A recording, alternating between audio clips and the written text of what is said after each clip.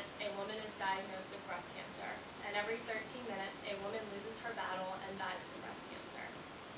Breast cancer is the second leading cause of cancer-related death in America, and it's truly an epidemic among women.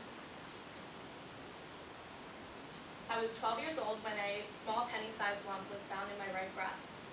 The average age of breast cancer is 61 years old, which meant I was at an advantage because I was so young. I went through numerous tests and procedures to find out that a benign tumor was growing in my breast. My physician informed me that I needed to have the non-cancerous tumor removed because it was increasing in size and could lead to other health risks. Looking at this event, I am very thankful not to have breast cancer, and I pray for the 1.3 million women worldwide that do. Today I will be discussing what breast cancer is, who is at risk, early signs and symptoms, and treatment. I'd like to start off with a brief overview of what breast cancer is. Breast cancer is a malignant tumor that forms from the cells of the breast. Most tumors, like in my case, are benign or non-cancerous, and they form because of changes in the breast. Next, I'd like to discuss who is typically a breast cancer victim. Breast cancer is commonly found in women, though men can develop the disease as well. The National Breast Cancer Foundation states that for every 100 women diagnosed with breast cancer, only one male is diagnosed. This holds an obvious reason that women have more breast tissue than men do. Breast cancer incidence and death rates generally increase as age does. The median age at this time for breast cancer diagnosis is 61 years old. According to the National Breast Cancer Foundation, when breast cancer is found early, the 5-year survival rate is 96%, which is very high. Women whose breast cancer has metastasized, or in other words, spreads to other parts of the body, the 5-year survival rate is only 21%. This shows that early detection of breast cancer, or before it spreads to other parts of the body, is crucial to having a high survival rate. I'd like to continue with the many risk factors that are associated with breast cancer. Unfortunately, many of the known risk factors for breast cancer, such as early menstruation, late menopause, family history, late or no pregnancies, and breast density, are not easily modifiable or even modifiable at all.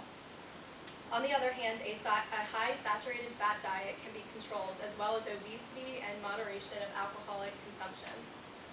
Onset of the menstrual cycle prior to 12 years old and menopause after 50 years old causes an increase of developing breast cancer. Diets that are high in saturated fat lead to obesity, which is also a risk factor of breast cancer. Patients with a positive family history of breast cancer have an increased chance of developing the disease. A younger age at first full-term pregnancy and a greater number of pregnancies have shown to decrease breast cancer risk. Women who give birth at older ages are more at risk for the disease. Breastfeeding has also consistently shown a decrease in a woman's risk of breast cancer. There's also significant evidence that alcohol consumption causes breast cancer.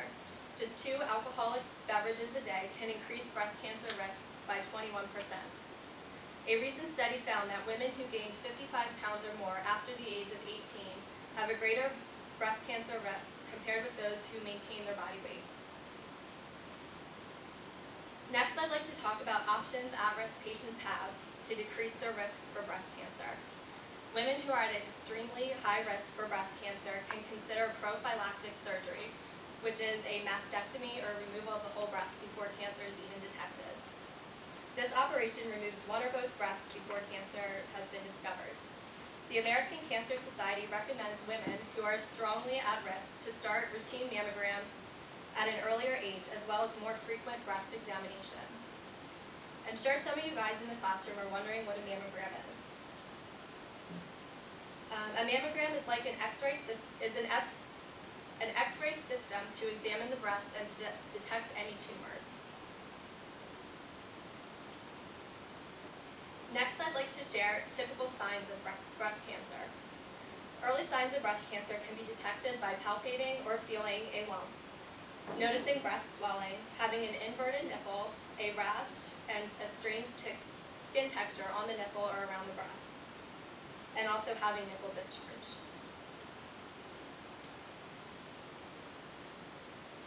Finally, I will discuss various forms of treatment, which do not always cure the disease. Surgical options include a lumpectomy, which is just a removal of the tumor, and a mastectomy, which removes the entire breast. Radiation therapy may be used to destroy remaining cancer cells or shrink the tumor before surgery is performed. Systemic therapy is a series of anti-cancer drugs that can be injected or given orally. Overall, breast cancer is a devastating disease that affects 1 in 8 American women every year. Like my frightening experience, a benign tumor can lead those to think that they have breast cancer. Risk factors such as high-fat diets and alcohol consumption should be monitored and taken seriously. Those who undergo breast cancer treatment have options such as surgery and radiation and systemic therapy. Realizing that breast cancer can affect anyone is a really scary thought. This should give us motivation to go to the doctors for routine visits and ask your doctor questions. Those dying from breast cancer every 3 minutes would give anything to reverse time and recognize their breast cancer symptoms earlier.